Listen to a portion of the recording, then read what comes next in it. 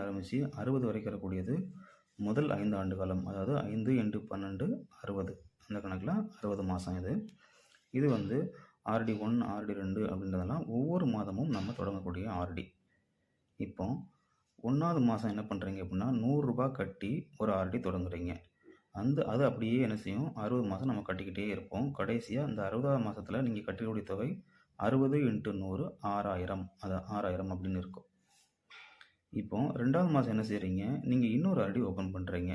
அதாவது 2வது மாதம் இன்னொரு ஆர்டி ஓப்பன் பண்ணுறீங்க. அப்போது 2வது மாதம் ஆரம்பிக்கிற ஆர்டி எப்போ முடியும், அதுலேருந்து 60 மாதம் கழிச்சு அப்படின்னு சொல்லும் போது 61வது மாதம் இந்த ஆர்டி முடியும். 3வது மாதம் இன்னொரு ஆர்டி ஆரம்பிக்கிறீங்க. அது எப்போ முடியும், 62வது மாதம் முடியும். இப்படி என்ன செய்கிறீங்க அப்படின்னா 60 மாதமும் ஒவ்வொரு ஆர்டிய கணக்குகளை புதுசாக நீங்கள் என்ன செய்கிறீங்க, துவங்குறீங்க. இப்படி பார்க்கும்போது முதல் மாதம் துவங்கிய ஆர்டி 60 மாதம் கழித்து 61வது மாதம் எவ்வளோ அந்த மெச்சூரிட்டி வேலை கிடைக்குன்னு பார்த்தீங்கன்னா 7140 கிடைக்கும் தோராயமாக.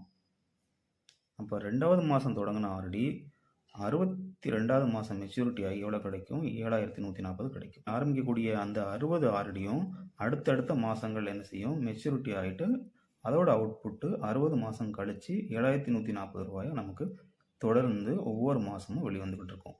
அதாவது 61வது மாதத்தில் ஆரம்பிக்கக்கூடிய அந்த மெச்சூரிட்டி தொகை 62ஆம் மாதம், 63ஆம் மாதம், 64ஆம் மாதம் அப்படியே போனோம்னா 121வது மாதத்தில் நாம் ஆரம்பித்த இந்த 60 ஆர்டியும் மெச்சூர் ஆகி அதோட வேல்யூ ஒவ்வொரு மாதமும் 7140 என்ன செய்யும், வரும். இந்த 7140 நாம் எடுக்காமல் 5வது வருஷம் முடிவிலிருந்து அதவே ஒரு ஆர்டியாக நம்ம கன்வெர்ட் பண்ணோம். மாதாந்திர தொகையாக நம்ம புதிதாக செலுத்தக்கூடிய அந்த ஆர்டியோட தொகை என்ன இருக்கும், 7140 இருக்கும்.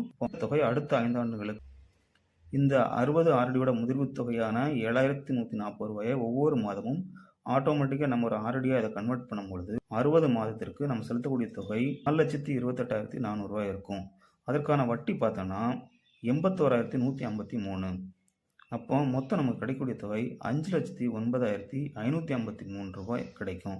இது எப்போ கிடைக்கும் அப்படின்னா 120வது மாதத்தோட முடிவில் கிடைக்கும். அதாவது 10 ஆண்டுகளுக்கு பிறகு நம்ம மாதம் சேமித்த அந்த ரூ. 100 நமக்கு எப்படி மாறி இருக்கும் அப்படின்னா 5,09,553 மாறி இருக்கும். இப்படி நம்ம சிறுக சேமிக்கக்கூடிய தொகை பொறுமை காத்து இருக்கும் பொழுது பெருகி ரூ. 5,09,000 மாறும்ன்றதுல எந்த ஐயப்பாடும் இல்லை. நீங்களும் சீக்கிரமாகவே காலம் தாழ்த்தாமல் உங்கள் வீட்டுக்கு பக்கத்தில் உள்ள அஞ்சலகத்தை தொடர்பு கொண்டு ஆர்டி ஆரம்பித்து உங்கள் வாழ்க்கையை ஒரு பெரும் லாபத்தை ஈட்டுவதற்கு என்னுடைய வாழ்த்துக்கள். பொறுமையாக சேமித்தால் வெற்றி நிச்சயம் என்பதில் எந்த ஐயப்பாடும் இல்லை. உங்கள் வாழ்க்கையும் சிறக்கட்டும். நன்றி.